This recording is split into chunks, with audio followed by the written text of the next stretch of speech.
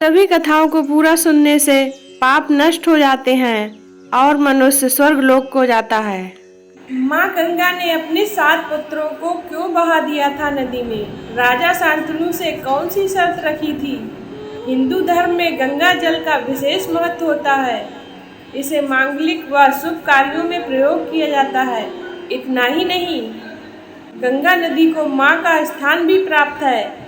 लेकिन महाभारत के अनुसार माँ गंगा ने अपने ही 7 पुत्रों को नदी में बहाकर जान ले ली थी। माँ गंगा ने क्यों बहा दिए थे अपने 7 पुत्र? इस कथा को विस्तार पूर्वक सुनते हैं। राजा शांतनु को माँ गंगा से प्रेम हो गया।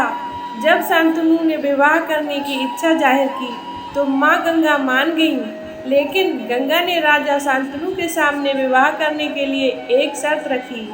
उनकी शर्त यह थी कि उन्हें कभी रोका टोका नहीं जाएगा।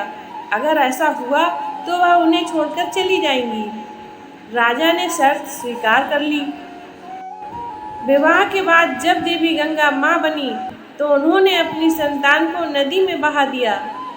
जब भी देवी गंगा किसी संतान को जन्म देती तो उसे तुरंत नदी में बहा देती थी। इस तरह उन्होंने अपने 7 पुत्रों को नदी में बहा दिया। लेकिन राजा शांतनु ने गंगा को जो वचन दिया था उस कारण गंगा से कोई प्रश्न भी नहीं कर सकते थे। जब देवी गंगा ने 8वें पुत्र को जन्म दिया तब भी माँ गंगा उसे नदी में बहाने के लिए निकल गईं। तब राजा शांतनु खुद को रोक न सके। उन्होंने गंगा को रोककर पूछ लिया कि आखिर वह हर बार अपनी संतान को नदी में क्यों बहा देती हैं। तब गंगा ने कहा कि आपने अपना वचन तोड़ दिया, अब मुझे आपको छोड़कर जाना होगा। आप संतान के लिए दिया गया वचन भूल गए। अब ये संतान आपके पास रहेगी और मैं आपसे दूर चली जाऊंगी। माँ गंगा ने राजा शांतनु के प्रश्न का जवाब दिया कि आखिर उन्होंने क्यों अपने 7 पुत्रों को नदी में बहा दिया। देवी ने बताया कि उनके 8वां पुत्र वसु थे, जिन्हें वशिष्ठ ऋषि ने श्राप दिया था, जिनका जन्म ही हर पल दुख सहने के लिए हुआ था।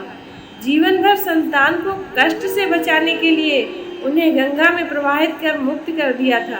माँ गंगा के 8वें पुत्र पितामह भीष्म बने, जिन्हें कोई सुख प्राप्त नहीं हुआ। उन्हें हर कदम पर कष्ट झेलने पड़े और अंत में कठिन मृत्यु प्राप्त हुई।